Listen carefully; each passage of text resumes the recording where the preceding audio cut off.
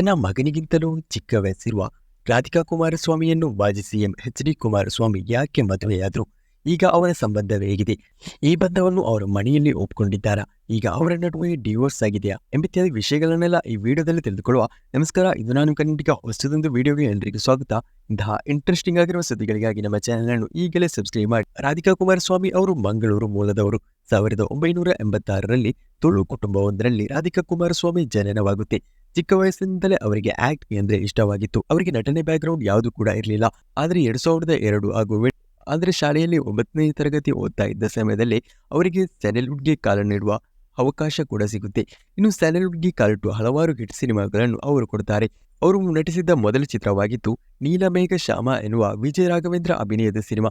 ಹೀಗೆ ಹಲವಾರು ಸಿನಿಮಾಗಳು back to back hit cinema ಅವರದ್ದು ಬಂದಿದ್ದು. ಹೀಗೆ 9ನೇ ತರಗತಿಯಲ್ಲಿ ಶುರುವಾದ ಓಟ ನಿಲ್ಲಲೇ ಇಲ್ಲ. ಅದಾದ ಬಳಿಕ ತಮಿಳು ಸಿನಿಮಾ ರಂಗದಲ್ಲಿ ಹಲವಾರು ಹಿಟ್ ಸಿನಿಮಾಗಳನ್ನು ನೀಡಿ ಅಲ್ಲೂ ಕೂಡ ಕುಟ್ಟಿ ರಾಧಿಕಾ ಎನ್ನುವ ಪ್ರಖ್ಯಾತಿಯನ್ನು ರಾಧಿಕಾ ಕುಮಾರಸ್ವಾಮಿ ಅವರು ಪಡೆದುಕೊಳ್ತಾರೆ. ಹಾಗೆಯೇ ಹಲವಾರು ತೆಲುಗು ಸಿನಿಮಾಗಳಲ್ಲೂ ಕೂಡ ನಟಿಸ್ತಾರೆ. ಶಿವಣ್ಣವರೊಂದಿಗಿನ ತವರಿಗೆ ಬಾತಗಿ ಎನ್ನುವ ಸಿನಿಮಾ ಕೂಡ ದೊಡ್ಡ ಹಿಟ್ಟನ್ನೇ ಪಡೆದುಕೊಳ್ಳುತ್ತೆ. ಹೀಗೆ ಅವರ ಕೆರಿಯರ್ನಲ್ಲಿ ಹಿಟ್ಟನ್ನು ಹೇಳ್ತಾ ಇದ್ರೆ ಹಲವಾರು ಸಿನಿಮಾಗಳಿವೆ.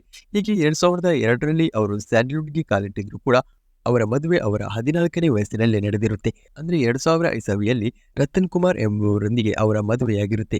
ಆ ಸಂದರ್ಭದಲ್ಲಿ ಹಲವಾರು ತೊಂದರೆಗೊಳಗಾಗ್ತಾರೆ ರಾಧಿಕಾ ಕುಮಾರಸ್ವಾಮಿ. ಕೊನೆಗೂ ರಾಧಿಕಾ ಕುಮಾರಸ್ವಾಮಿ ಇವರಿಂದ ಡೈವೋರ್ಸ್ ಪಡೆಯಲು ಪ್ರಯತ್ನ ಪಟ್ಟರು ಕೂಡ ಅವರು ಕೊಡಲೇ ಇಲ್ಲ.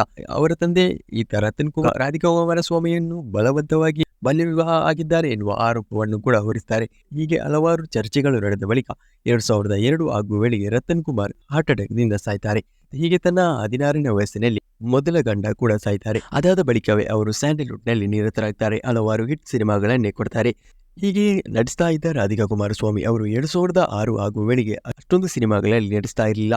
2007ರಲ್ಲಿ ಕೊನೆಯ ಸಿನಿಮಾದಲ್ಲಾಗಿತ್ತು ನಟಿಸಿದ್ದು. ಅದಾದ ಬಳಿಕ ಅವರು ಯಾಕೆ ಈ ಸಿನಿಮಾದಿಂದ ಹಿಂಜರಿದಿದ್ದಾರೆ ಎನ್ನುವುದರ ಬಗ್ಗೆ ಯಾರಿಗೂ ಕೂಡ ಗೊತ್ತಿರಲಿಲ್ಲ. ಆದರೆ 2010 ನವೆಂಬರ್ನಲ್ಲಿ ಅವರು ಶಾಕಿಂಗ್ ಸುದ್ದಿಯನ್ನೇ ರಾಜ್ಯಕ್ಕೆ ಹೊರಬಿಡ್ತಾರೆ. 2010 ನವೆಂಬರ್ ತಿಂಗಳಿನಲ್ಲಿ ತಾನು 2006ರಲ್ಲಿ ಎಚ್.ಡಿ. ಕುಮಾರಸ್ವಾಮಿಯವರನ್ನು ಮದುವೆಯಾಗಿದ್ದೇನೆ ಎನ್ನುವ ಶಾಕಿಂಗ್ ಸುದ್ದಿಯನ್ನೇ ಕೊಡ್ತಾರೆ. ತಮ್ಮ ದಂಪತಿಗಳಿಗೆ ಶಮಿಕಾ ಕುಮಾರಸ್ವಾಮಿ ಎನ್ನುವ ಪುತ್ರಿ ಕೂಡ ಇದ್ದಾರೆ ಎನ್ನುವ ವಿಷಯವನ್ನು ಕೂಡ ಹೊರಬಿಡ್ತಾರೆ. ಆ ಬಳಿಕ ಯಾಕೆ ಈ ರೀತಿ ಮದುವೆಯಾಗಿದೆ ಎನ್ನುವುದರ ಬಗ್ಗೆ ಕುಮಾರಸ್ವಾಮಿ ಅವರು ಎಲ್ಲೂ ಕೂಡ ಮಾತನಾಡಿರಲಿಲ್ಲ. 1980ರಲ್ಲಿ ಅನಿತಾ ಕುಮಾರಸ್ವಾಮಿಯನ್ನು ಮದುವೆಯಾಗಿದ್ದ ಎಚ್.ಡಿ. ಕುಮಾರಸ್ವಾಮಿ ಯಾತಕ್ಕಾಗಿ ಡೈವರ್ಸ್ ಆಗದೆ ಎರಡನೇ ಮದುವೆ ಆಗಿದ್ದಾರೆ ಎನ್ನುವುದರ ಕುರಿತು ಇದುವರೆಗೂ ಸರಿಯಾದ ಸ್ಪಷ್ಟನೆ ಕೂಡ ಇಲ್ಲ. ಇಲ್ಲಿರುವ ಅಚ್ಚರಿ ವಿಷಯ ಏನೆಂದ್ರೆ 1986ರಲ್ಲಾಗಿತ್ತು ಎಚ್.ಡಿ. ಕುಮಾರಸ್ವಾಮಿ ಹಾಗೆ ಅನಿತಾ ಕುಮಾರಸ್ವಾಮಿ ಅವರ ಮದುವೆಯಾದದ್ದು. ಅದೇ ವರ್ಷದಲ್ಲಾಗಿತ್ತು ರಾಧಿಕಾ ಕುಮಾರಸ್ವಾಮಿ ಅವರ ಜನನ. ಈ ಮೂಲಕ ಎಷ್ಟು ಡಿಫ್ರೆನ್ಸ್ ಇದೆ ಎನ್ನುವುದು ನಮಗೆ ಈ ಮೂಲಕ ನೋಡಿಕೊಳ್ಳಬಹುದು. ಅದು ಅಲ್ಲದೆ ನಿಖಿಲ್ ಕುಮಾರಸ್ವಾಮಿ ಜನಿಸುವುದಕ್ಕಿಂತ 2 ವರ್ಷ ಮುಂಚೆಯಾಗಿತ್ತು ರಾಧಿಕಾ ಕುಮಾರಸ್ವಾಮಿ ಅವರ ಜನನ. ಇನ್ನು ವಾದ ವಿವಾದಗಳು ಆವತ್ತು ರಾಜ್ಯದೆಲ್ಲೆಡೆ ಹಬ್ಬಿತ್ತು. ಆ ಬಳಿಕ ಡಿವೋರ್ಸ್ ಆಗದೆ ಎರಡನೇ ಮದುವೆ ಆದದ್ದಕ್ಕೆ ಕುಮಾರಸ್ವಾಮಿ ವಿರುದ್ಧ ಹೈಕೋರ್ಟ್ ಮೆಟ್ಟಿಲೇರಿದ್ರು ಒಬ್ಬರು ವಕೀಲರು. ಆದ್ರೆ ಆವತ್ತು ರಾಧಿಕಾ ಕುಮಾರಸ್ವಾಮಿ ಹಾಗೆ ಕುಮಾರಸ್ವಾಮಿ ಮದುವೆಗೆ ಯಾವುದೇ ಪ್ರೂಫ್ ಇರಲಿಲ್ಲ. ಆದ್ರಿಂದಲೇ ಈ ಕೇಸ್ಗೆ ವ್ಯಾಲ್ಯೂ ಕೂಡ ಇರಲಿಲ್ಲ. ಆದ್ರೆ ಆ ಬಳಿಕ ಕುಮಾರಸ್ವಾಮಿ ಹಾಗೆ ರಾಧಿಕಾ ಕುಮಾರಸ್ವಾಮಿ ಅವರ ಪುತ್ರಿಯೊಂದು ಹಲವಾರು ಫೋಟೋಗಳು ಹರಿದಾಡ್ತಾ ಇತ್ತು.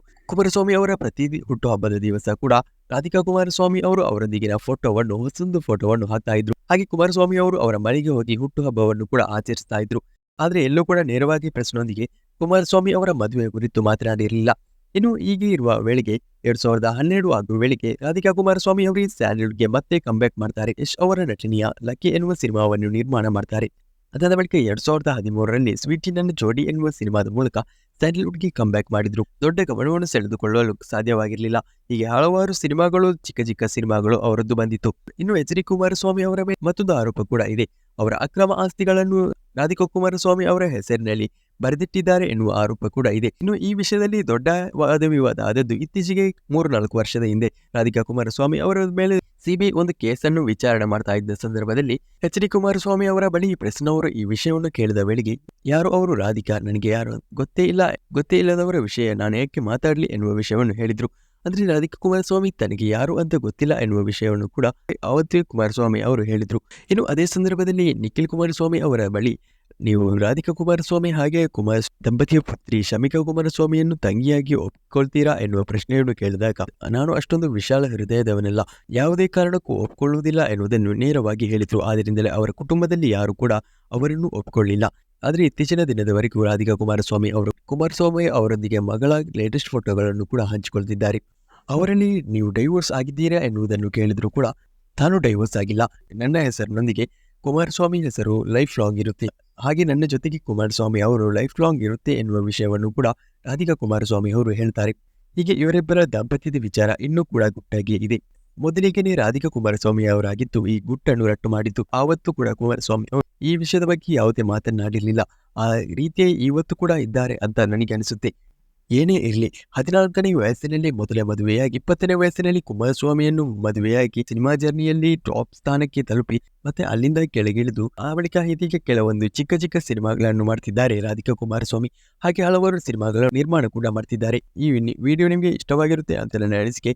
ಈ ವಿಡಿಯೋ ನಿಮಗೆ ಇಷ್ಟವಾಗಿದ್ರೆ ಈಗಲೇ ಲೈಕ್ ಮಾಡಿ. ಇಂತಹ ಸ್ಟೋರಿಗಳಿಗಾಗಿ ನಮ್ಮ ಚಾನೆಲ್ ಅನ್ನು ಈಗಲೇ ಸಬ್ಸ್ಕ್ರೈಬ್ ಮಾಡಿ ಸಪೋರ್ಟ್ ಅನ್ನು ಕೂಡ ಮಾಡಿ.